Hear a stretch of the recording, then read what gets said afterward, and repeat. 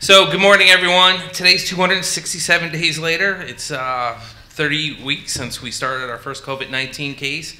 So we're entering our 39th week. So it's, we're there. It's going to get tougher. The numbers are going to get tougher, but we can get through this because we are New York tough. But unfortunately, I have to start today's briefing by reporting one new death in Albany County last night. A 70-year-old woman in her 70s who was a resident of a nursing home who passed away. So my condolences and prayers go out to the family and to all the families and to the other 166 family members. Again, you're in our thoughts. It's a difficult time that you're going through, and it's a difficult time for anyone to lose somebody, but especially to this awful COVID-19. So please, we're there for you if you need us. We're now averaging more than 2 deaths per day during the month of December. As of today, there's now been 6,333 positive cases of coronavirus in Albany County. 2,218 people are currently under mandatory quarantine. Today's increase is 185 positive cases overnight. This is the highest single day we've seen since the last highest day of 167 new positive cases on December 2nd. It's what Dr. Whalen and I have talked about, have said, get ready, the numbers are going to get high, and we know 100 is going to probably be the norm for a while. I'm just hoping not to break the 200. But out of the 185 new positive cases overnight, 19 had close contact to a positive case, 29 were healthcare workers, and 137 don't have a clear source of infection. As of today, 24,955 people have now completed quarantine. Of those, 341 tested positive for the virus and have recovered. 91 recoveries since yesterday. There are a number of residents currently in the hospital because the virus has once again gone above yesterday's record. There are now 96 people currently hospitalized with the virus. Our last record was yesterday at 90. There were 13 new hospitalizations overnight. We are now averaging 12 new hospitalizations a day this month.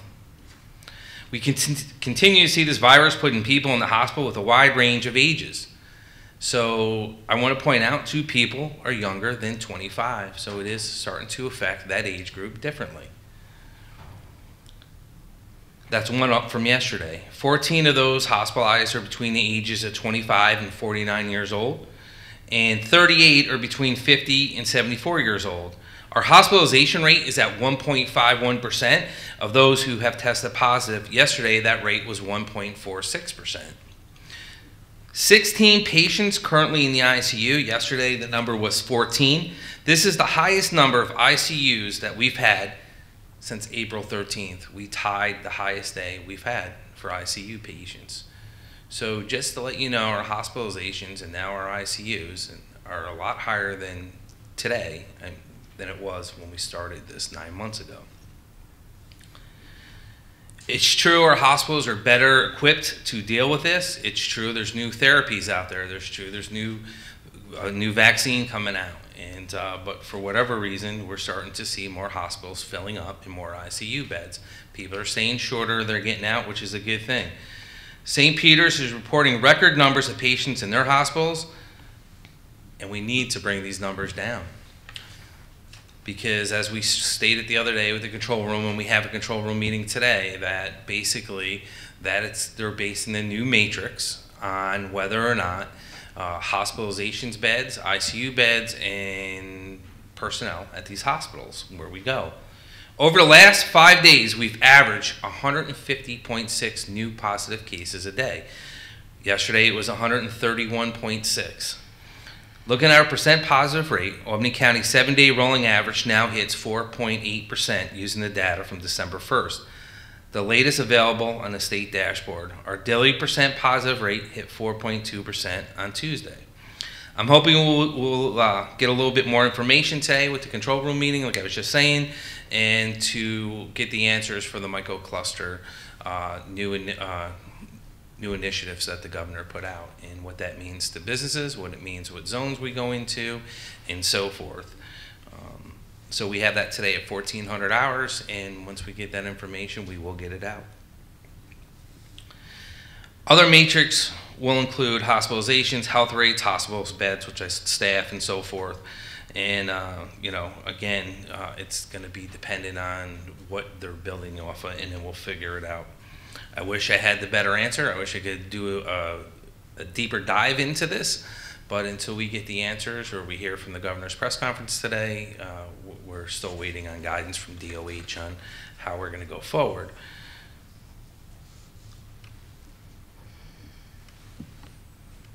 So the best thing we can do, not to go into the microcluster zone, which we're getting very close Saturday and Sunday, depending on the new guidance, is basically stop large gatherings, stop going out if you don't have to, stay at home. Same thing that Liza and I have said 1,000 times. Socially distance, and please wear your mask properly, cough into your arm, wash your hands, and stay 6 feet apart. And don't go into establishments that aren't doing the right thing, or if there's someone walking around not doing the right thing. Listen, people are on edge. You don't have, you know, you can kindly tell them to pull their mask up over their nose, but if they give you an attitude, walk away. It's not worth it. It's not worth the aggravation. You know, you can just try to educate people, but we need people to educate themselves and do the right thing. So the biggest thing that Dr. Whalen and I have tried to do since the beginning is making testing more available for people, especially in neighborhoods that this has affected more and more.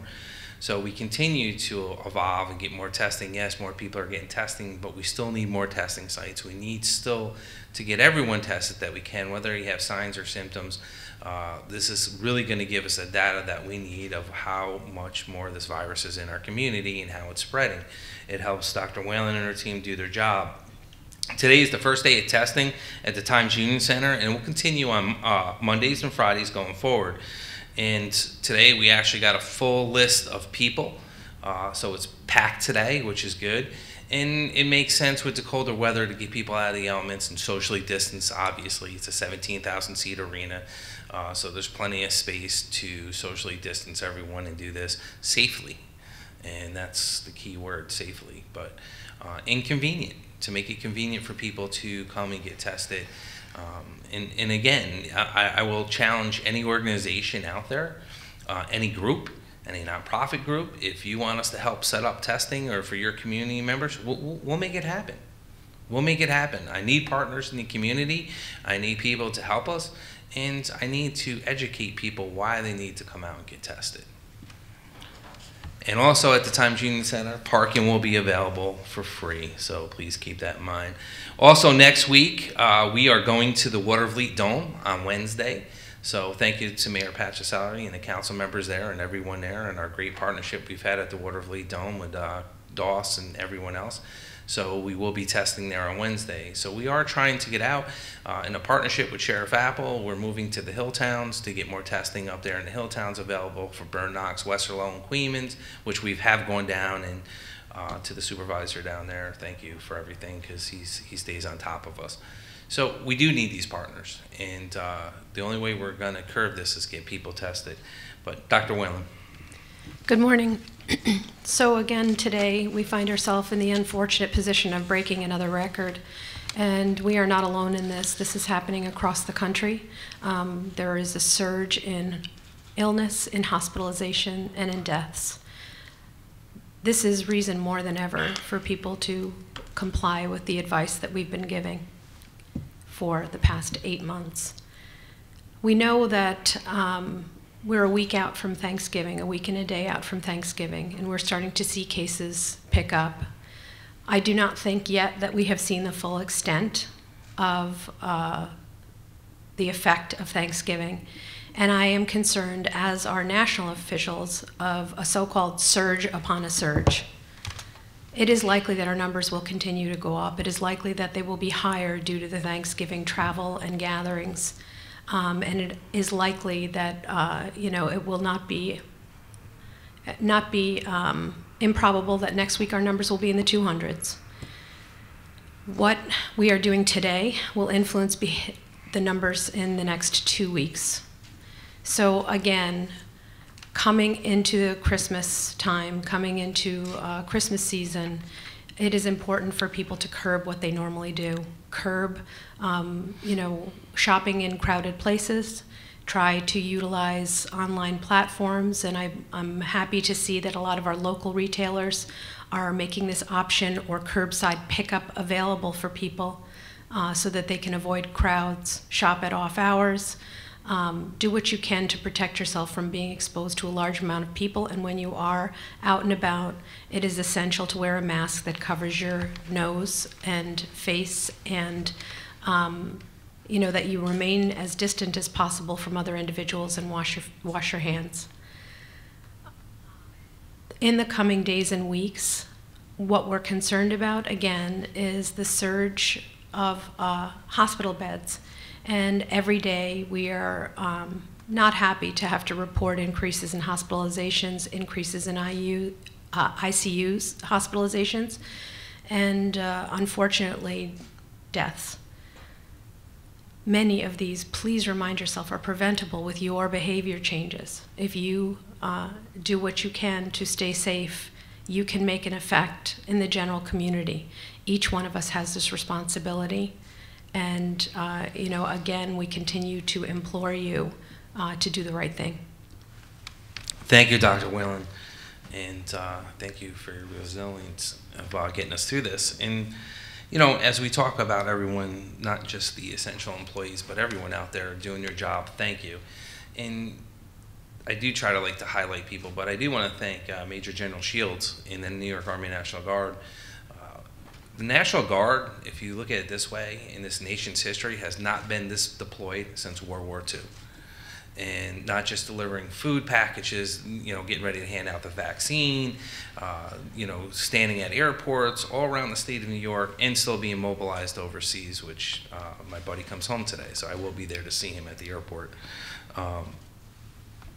There's more demand on not just the National Guard, but a lot of agencies throughout the state of New York and throughout this country that are at max. And the only way we can help them is by rolling up our sleeves and doing the right thing and staying home and not going out and wearing the mask and self-quarantine to the best of your ability, and stay away from people, because it is going to be a rough next 2 months. And CDC has spelled it out for us, and I don't want people to get to the point of COVID fatigue like what has happened, but most importantly with this vaccine coming out, thinking that we got the magic cure and it's all going to go away by January 1st. That's not the facts, people. It's not. You can wish you're going to go to Disney World, but it's not going to go away. The vaccine is not going to take care of this.